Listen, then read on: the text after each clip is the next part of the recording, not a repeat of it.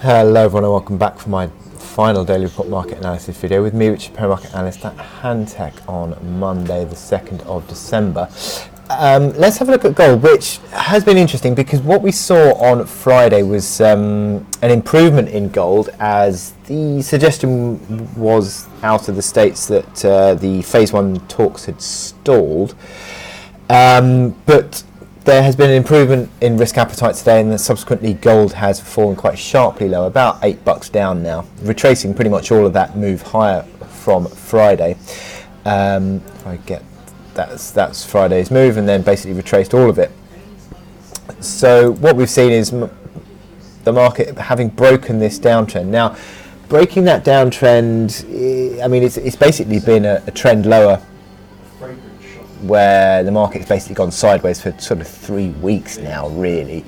It's not going full steam ahead in terms of downside move, but you would still say that there is a negative bias through the fact that we're still posting lower highs and lower lows.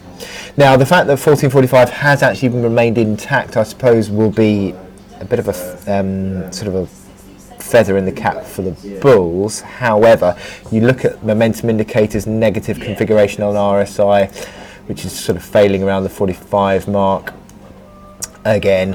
MACD line's not really getting going, stochastics not really getting going, and it just all sort of still throws towards selling into strength. And you've got this overhead supply of 1480, which is still a barrier, and has been for the last few weeks really, of all these old stale bulls. But I think that the fact is that the selling momentum hasn't really got going recently, and that's, from my perspective, I've been sort of expecting a continued pressure towards that 1445 support. We haven't really seen that in the last week or so. So it'll be very interesting to see how the bulls react, seeing as the market has just fallen away again this morning, if it now starts to build support again around the sort of 1450, 1455 area.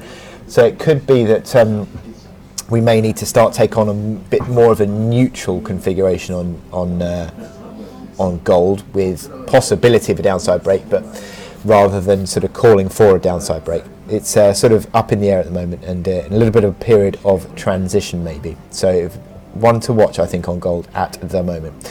I hope you find that helpful, and I will speak to you later. Click here to subscribe to our analysis videos and go to our website to sign up for our webinars.